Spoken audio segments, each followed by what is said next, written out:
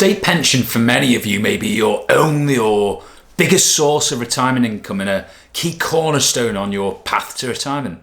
In this video, we're going to explore why you might not have the full state pension, show you how you can check what your state pension is forecast to be, and share 3 things that you may be able to do to boost your state pension. So first things first, the state pension age is payable from age 66. However, this is set to rise to 67 from 2028. The state pension costs the government over £110 billion a year and accounts for around 12% of the UK total government spending. As a result of an increase in life expectancy and falling birth rates, and given the strain on public finances, it's very likely that the state pension could see further changes in the future. So the new full state pension, which is for anyone who retired after 2016, is £221 per week, which equates to, let's call it £11,502 per year. The state pension doesn't just magically appear in your bank account. This is something that you have to positively claim for, which you can do so on the following website.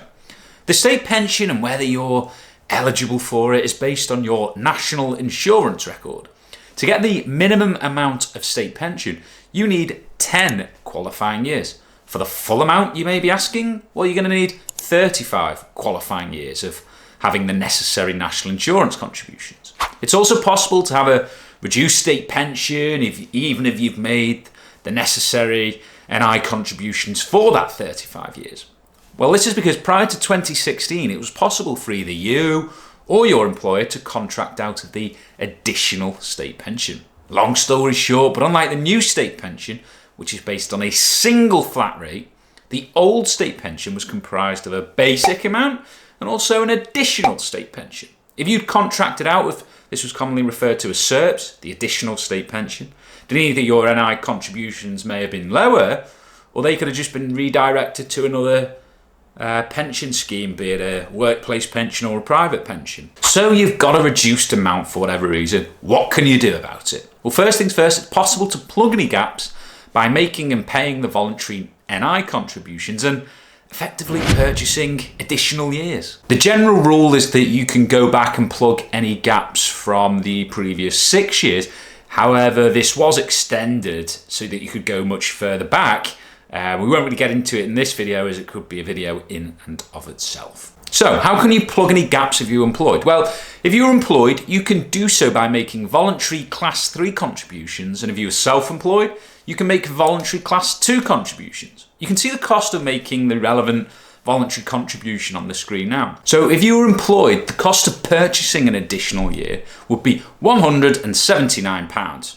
In terms of a cost-benefit analysis, you can see that each qualifying year is of general good value. Over 20 years, the gain will be over £6,500 for just an initial investment of £179. The second thing that you can do to increase your state pension is just to work longer, which I know isn't going to be a popular option and may not be possible either for some of you. To get at least some form of state pension, you need 10 qualifying years of national insurance contributions. If you are straddling somewhere in the middle of 10 and 35 years for the minimum maximum amount, well, you can calculate what your state pension will be in today's money by taking the number of qualifying years that you have and just dividing this by 35 and then multiplying this by the full state pension amount. Let's see an example. So we'll take Duncan. He's got 25 qualifying years. This would mean he has a state pension of £158 per week. He's wondering how he can increase his state pension without buying the additional qualifying years. So if he was to work 7 years longer and pay the necessary NI contributions, then his state pension would increase to £202 per week. Finally, the other thing that you can do, which is not strictly related to the state pension, is to make provision for a private pension elsewhere. This can then be used to eventually create additional income via a pension drawdown or an annuity. So let's take Hayley as an example. She's a stay-at-home mum, she's age 40, she works part-time from home as a sole trader baking cakes and selling them locally. She earns around, let's call it £1,000 a month from this after all is said and done. If she was to redirect just £120 per month towards a private pension, with tax relief, the contribution would be grossed up to £150 per month. So if she contributed this amount for the next 27 years, which would conveniently take her up to her state pension age of 67, and the pension grew at, let's call it 5% a year, she would have a pension fund separate to the state pension of £103,000.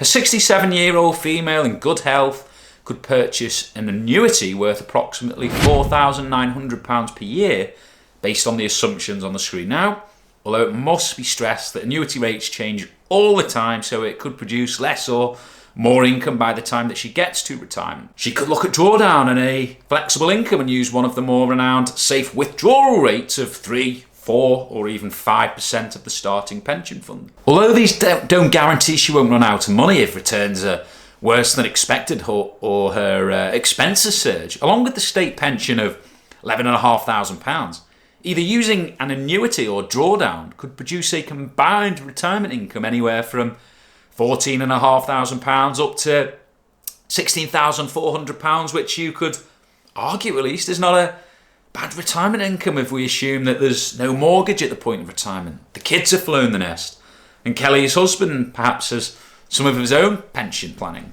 If you're wondering how drawdown works, the tax implications of it, and what some of the risks are, watch this video which looks at it in much more depth and covers how you can take an income tax efficiently from your pension.